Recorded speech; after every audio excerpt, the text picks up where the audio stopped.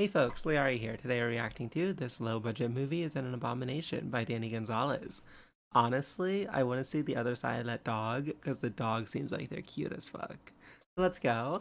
This is Love on a Leash. I think it is the worst movie I have ever seen. Other movies I've watched on this channel have had their issues. Sure. They've had plot holes. They've had terrible pacing. Yeah. They've had Noah Centineo. Yeah. But this movie, Love on a Leash, is just different. This movie fails in every possible category. Built this different. movie is bad at even being a movie. Look at the poster. You can probably tell what the movie is about just by looking at the poster. And yes, it is as bad as you think. This movie came out in 2011. It is about a woman falling in love with a dog. It's sort of like Beauty and the Beast. And you'd think, oh, it's not a beast, it's just a dog. For a representation.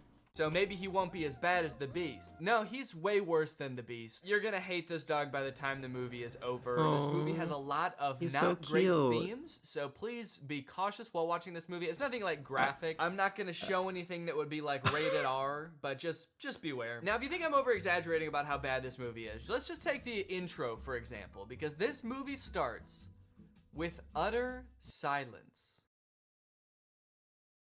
We get this opening montage with no music, no sound, just dog. And it lasts for a cool 1 minute and 12 seconds before we get any sort of dialogue. And that is because this movie has no soundtrack. And you might be thinking like, oh wow, that's kind of cool. Kind of like an avant-garde choice to intentionally make a film with no music throughout. And I don't think it was intentional, because there's definitely spots where there's supposed to be music. Also, in the opening credits, there is a composer credited. Wait, the composer's name is Peter Davison? Skeet! Can this motherfucker keep his hands out of anything? Try not ruining one movie, Pete Davidson. Okay, just kidding, but seriously, why is there a composer credited? Did they have a soundtrack composed for this movie and then just forget to put it in? Did Peter Davison take their money and then ghost them? And then putting him in the credits is like a slight dig at him? Oh yeah, you like the soundtrack in this movie? You like the ambiance that it adds? Thanks so much. Peter Davison did it. If you have a movie and you want to hire someone who you will pay thousands of dollars to only for them to run off to Greece with your wife, then hire Peter Davison. But enough talking about the soundtrack, because there is none. It's time to meet our protagonist, a horny dog named Alvin Flang. Where are the ladies at? Gross. In this opening montage, we see Alvin walking around the park a little bit, supposedly looking for girls. Oh, here is one. Being homophobic. Hey, lay off, man. I'm not gay. And then Oh my getting God. rejected by a girl. Ugh, that's messed up. It's because I'm a dog, isn't it? That she doesn't want to fuck you? Yeah, dude, I think it's because you're a dog. While recovering from this brutal rejection, Alvin goes over to a pond to sulk, and the pond starts talking to him. Come back. Find a girl. What? If she only loves you, you may have a chance. Find a girl? That's my specialty. So as you might have noticed, this movie starts off with zero context whatsoever. We don't know who the fuck this dog is. We don't know why he has a human brain. We don't know where Peter Davison is and when he's gonna send over the finalized soundtrack for the movie. And the director just assumes that we, as the audience, have enough info to go off of to be on the dog's side here. Okay, first off, tell us why. I love the homophobic dog meme, so I'm in full support. Jake, my dog, is gay and hates women. So this is a good change of pace for me. Why he's a dog. I'm not gonna root for this guy unless you tell me why he's cursed to be in a dog's body. There's obviously a reason, and I'm not just gonna start rooting for a horny homophobic dog for no reason. But I guess I'm just kind of special like that. And you might think, oh, they're probably about to explain it, right? But no. It's like halfway into the movie before they finally tell you what the fuck is up with this dog and why he's a dog. Anyway, so now he's off to find a girl that's in love with him. And first off, can I just say, this movie came out in 2011, and they definitely definitely had better cameras than Not this in rated. 2011. This movie was clearly made on like a shoestring budget. This movie gives off the vibe that like all the actors are just the director's friend. This dog is just the director's dog. The dog is clearly not like a professionally trained dog actor. The dog just kind of does whatever, and then they add in human voiceover over it to kind of explain what the dog is thinking, which 9 times out of 10 does not match up with what the dog is doing. Okay, so he's on his quest. The pond has given him a mission. He can maybe change into a human if he finds a girl. This is the main mission of the movie. He's gotta find a girl and get her to fall in love. Just one quick question. How is he supposed to do that? That's gross. He's and a even dog, if it's he easy. does somehow find a girl that's into dogs, do you have any idea how pissed off she's gonna be when he turns from a dog into a human? She's gonna be so mad. Anyway, he finds this girl named Lisa, and he decides to get her attention by making himself look all dirty and beaten up, and she ends up taking him into her home. Lisa is introduced as kind of a traditional girl. She has a friend who's always trying to get attention from guys, and it doesn't matter what kind of guy she gets attention from. She's always going out and partying, but Lisa is different. Lisa is waiting for the right man to come along and sweep her off her feet. And this summer, the right man just might be a fucking dog. Next, we get to see Lisa at work. She works at a department store, and she's helping this woman try on a dress. Ma'am, I told you that dress was too small for you.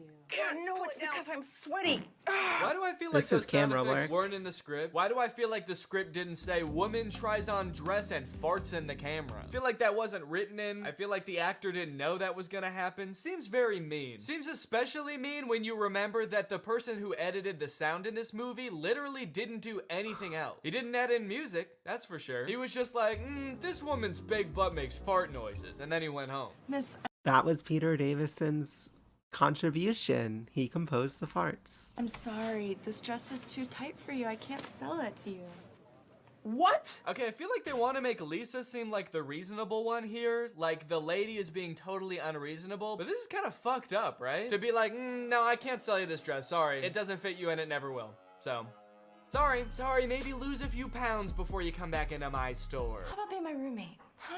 Okay, you pay the rent and I'll sniff my butt. Okay, wait. Is Alvin Flang a human trapped in a dog's body? Or is he just a dog? Because that was a very dog thing to say. They haven't explained anything yet. So in the lore of this movie, like, is this just how all dogs are? All dogs have these, like, human internal monologues and want to turn into humans so they can have romantic relationships with humans? Or is he a human trapped in a dog's body who just happens to like sniffing his butt? From there, Alvin and Lisa start to share some very fond memories, like Lisa trying to name him Prince and him insisting that his name is Alvin Flang, My name is Alvin Flang. Well, okay, maybe something a little more class. Like Alvin Flang. and Lisa joking that he should buy her a dress, and him saying that he'd rather kill himself. I can't afford it. Unless you're buying. I'd rather kill myself. What's funny about that line is that the thing that would make him want to kill himself isn't being cursed to live your entire life as a human trapped in a dog's body. It's buying a dress for a pretty girl. Over the course of the movie, there are a few other men that pursue Lisa romantically. There's Kyle, who she works with, and there's Frank, who kind of stalks her while she works. And because Lisa's having a hard time finding a husband, she decides, you know what, I'll go on a date with these guys. So she goes on a date with Frank, and on their first date, he ends up bringing his mom, who just grills her the entire time. Lisa, my grandson is only 10 years old, and we are very anxious to find a stepmother for him.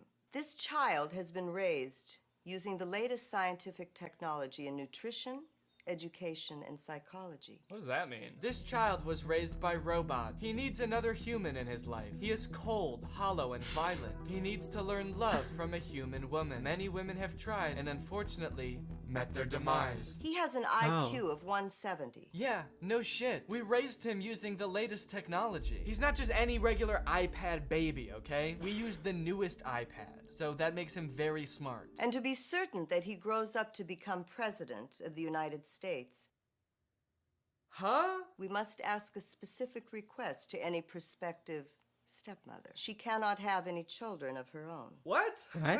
Furthermore, In order for her to not become pregnant, she must agree to have her tubes tied before the marriage. saying we need to make certain implies that they're already like pretty sure that the son is gonna be president. They just need to make sure all their ducks are in a row, which Yeah. I guess is fair. They have been using the coolest, latest doodads. They What I'll say is, I'm pretty sure more presidents have kids than don't. It makes you look like more of a person, you know? And this dude with 170 IQ is really gonna have to look like a person somehow.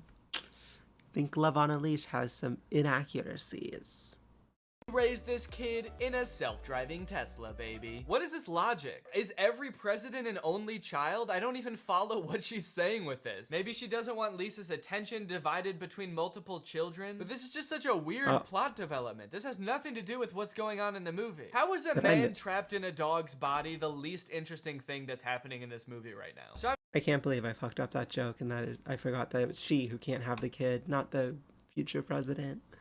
I'm so sorry, and I would like to cancel myself. obviously this date doesn't go well, so she ends up going on a date with Kyle, where Kyle comes over, tells Lisa that he's gay, but he still wants to get married because his family will disown him if he doesn't marry a woman, and he's very rich, so he can provide for her. All in all, Lisa is not having good luck with men, but this summer, she might have good luck with a fucking dog. What happens next in this movie is insane and very uncomfortable. After Kyle leaves, Lisa's just chilling, and her manager from the store comes in, very drunk, and tries to have his way with Lisa. Lisa.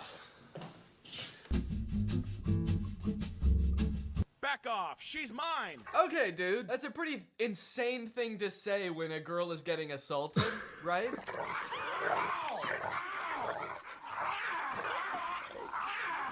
You're fired. I quit! Now I'm the king of the castle. This is such a weird moment to infuse like a comedic relief dog with the plot. This movie just got so dark, and the dog is like, guess I'm the only guy left around here now, huh? Guess I'm sort of king of the castle. Yeah, bro, I hate you. Ever thought about that? Ever thought about the fact that you suck ass so hard? King of the castle. King of the castle. Bro. That's also a dog and lives in a house that is green.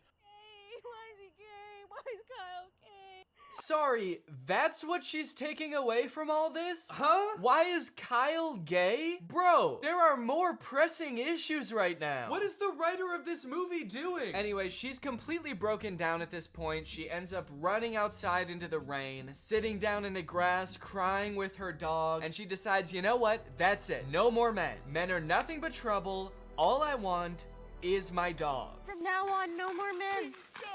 I'm gonna stay with you. Only you. We'll live together forever. This is so weird. I think that might be my favorite transition of all time. As a dog, he yells, shebang! So you'd think that as a human, he'd be standing there all proud of himself, maybe like, shebang! But he's just looking down at her with the blankest stare. Uh-oh. He doesn't look And he's also naked. Feel like given the events that just happened, this is kind of weird. like he's got any thoughts behind those eyes. Maybe he was just a dog all along, and now he's a human with a dog brain. From here, the movie makes a super strange tonal shift from like a goofy comedy to like this really intense romance movie where they're in the rain. For some reason, Alvin, who now only goes by Prince for some reason, for the rest of the movie, they pretty much exclusively refer to him as Prince. He is not a goofy dog anymore. He's this like romantic man who's like, I just want to be your husband now. Let me love you. The guy who plays the human version of Prince isn't even the same guy that did the voice of the dog, and they act way different. He went from being like, hey, scratch my belly, babe, I'm trying to get laid, to like acting like Anakin Skywalker from Attack of the Clones. I don't like Sam. And I don't know about you guys, but I miss the old Prince. This one's probably not even horny all the time. Don't be afraid. It's really me, your dog. Don't be afraid. You have no reason to be afraid. It's me, your dog. If my dog did this, I would be fucking terrified. Hey, don't worry, it's me. The one who tries to hump your leg all the time, it's me. Don't worry, I'm a man. I'm a grown man now. And I still want to fuck your leg. So they're standing in the rain. Lisa is so confused that she passes out for like 3 seconds. She is not taking this well, but we do finally get an explanation as to why Prince was a dog. In my past life, I was punished. Beauty and the Being a cheating Beast. playboy. I was cursed to live as a dog. Oh, so it's like a reincarnation thing. Finally, they explain this. At first, I thought that it was like in the same lifetime. Like he got cursed to be a dog in this lifetime. But no, it's a reincarnation thing. I am confused about the lore of the movie. Does that mean this could happen with any dog? Are all dogs like used to be people that fucked up in this life and now they're dogs? Or are some dogs maybe like a hamster that did really good in its life? Which I would imagine is probably a lot of hamsters. I feel like it's pretty hard to fuck up as a hamster. I wouldn't think there's much expectations of a hamster. Jake, my dog, was totally one of those people who burned witches in Salem. And then he got reincarnated into this. Really, it's all about expectations. Let me be your husband. God, thanks for answering my prayer. You're my husband. What? Huh? Okay, so that's all it takes? She's like, yeah, I guess you were a pretty good dog who I met just weeks ago. Sure, you're my husband now. So they end up getting married. They decide to live together. They spend the night together. But that's when this movie goes completely off the rails. Do you think the dog, now human, is into like puppy play? And is he into being the puppy or someone else being the puppy? Thinking. I thought this was like the main plot line. He found love, now he's a human forever. Nope, the curse is not broken, and you will not guess how this movie ends. The next day, Prince wakes up, and he's a dog again. So he goes back to the No. pond to find out why. You lied to me. I'm still a dog. You're just using her now. So the magic pond is like, you were just using her to break the curse. And to be fair to Prince, like, yeah, no shit. He didn't want to be a dog anymore, so he did what you said to do to break the curse. They fell in love, dude. You can't be like, well, you only did that because I told you to. And it's like, yeah, you didn't really give him a choice, did you? So now the pond tells him that he'll only be a human when the sun is not shining. And in order to become a human full time, he has to be a real man and provide for his wife. This movie has very traditional views of what it means to be a man. What is this pond? What magic is this? Is this God? It kind of seems like she's a liar. She keeps adding on caveats to what he needs to do to become a human. She's like, okay, you found love, but you still don't have a joint bank account. So now you will be cursed to be a dog only every other day, except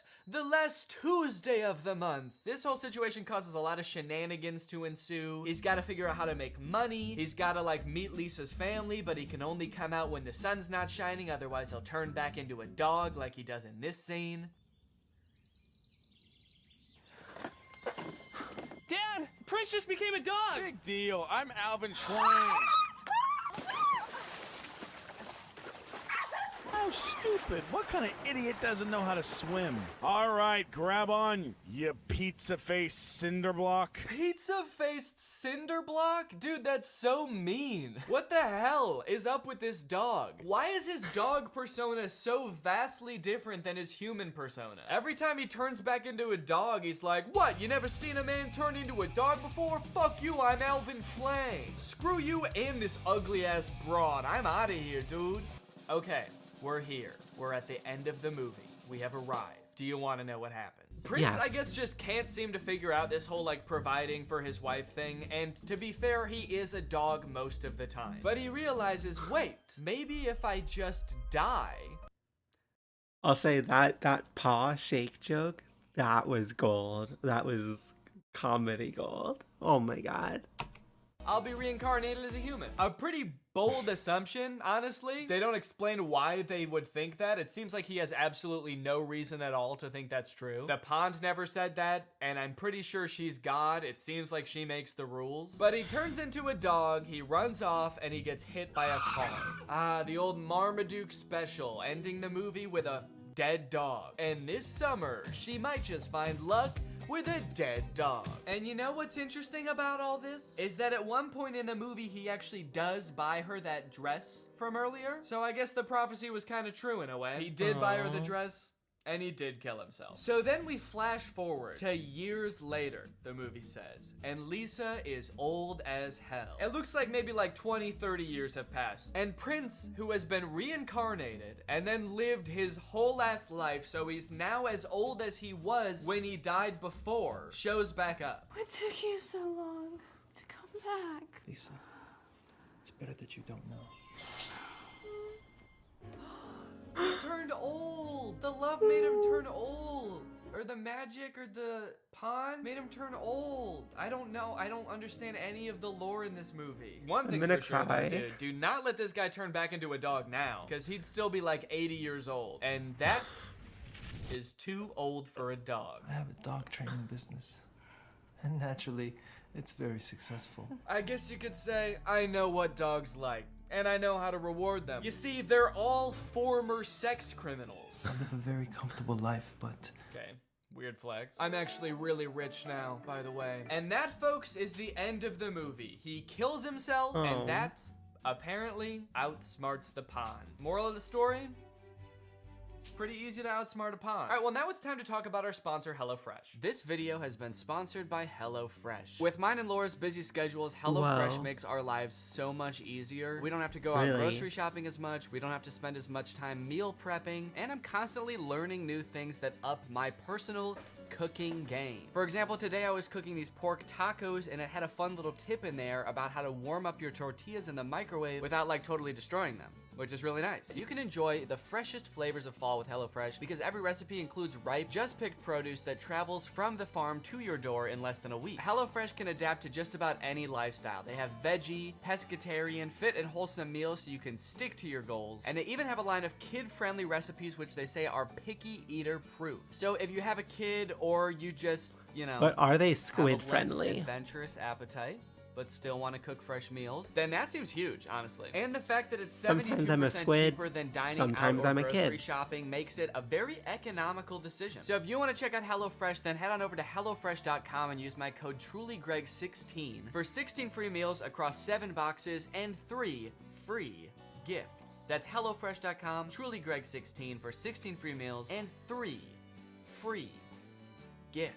Thank you to HelloFresh for sponsoring this video and for sending me delicious food all the time. And thank you to you guys for checking out HelloFresh. Alright guys, will thank it you for turn watching you this into a video. If dog? you're new here and you're not subscribed yet, make sure you subscribe and turn on my notifications to join Greg. Greg is what I call my fans here on YouTube. And to join Greg, all you have to do is subscribe and turn on my notifications. Thanks for watching this video. I'll see you in the next one. Bye-bye. Wow. That was honestly really good. I liked it. What a weird movie. Okay. It was called Love on First Leash. Right? Okay. Love on a Leash. I'm sorry. Well, how does this have an 8.3 on IMDb?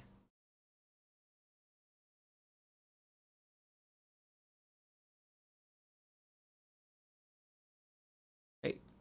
Incredible.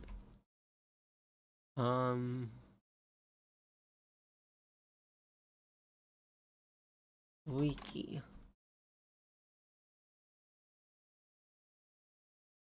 I'm trying to find like, okay.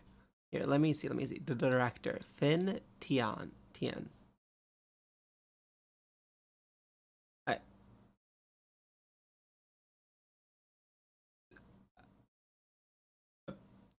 This was her first feature film.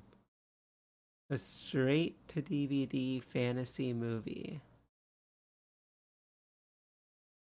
And then she directed the Bad Barbie music video with T.Y. dollar sign. What? Okay. Why? What other movies has the main actress been in? The Rough Rider, that looks like a dog movie. Okay, actually, wait, I don't think it is. I'm just This is not, I'm not doing okay. You know? This got me. Oh, that was the mother. Okay. So, wow. She was in Gilmore Girls. This was her first, this was her big break. I'm sorry, I'm just like, in case you can't tell, I'm like completely, I don't even know what to say. I want to read the comments, but I'm scared. Um, yeah. Wow. I,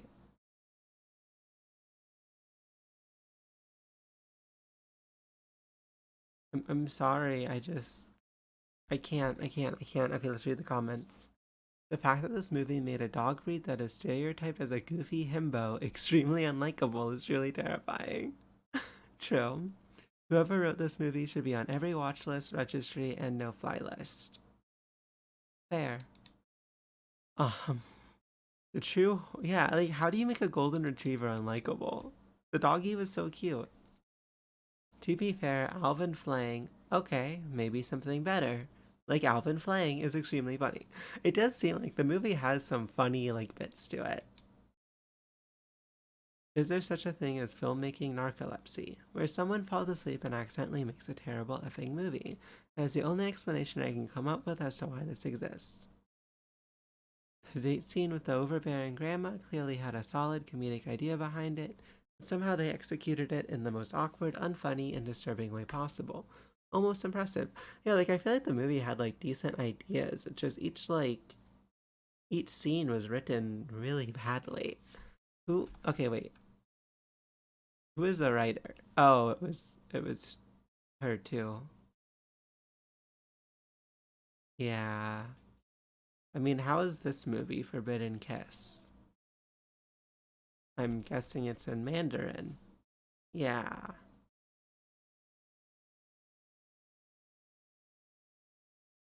I okay, whatever. That's fine. It's definitely a loosely veiled fetish. I can't tell if this is supposed to be like a Wattpad werewolf vibe. At the beginning gives me like fat or fart fetish vibes. I have no idea what's going on, but it seems like a very interesting group of individuals wrote this. I yeah. Hard getting past the attempted assault scene, so badly handled. The dog not acknowledging her crying, and the way Lisa is more concerned on the fact Kyle's gay. Yeah, like it's a dog. Just have the dog cuddle.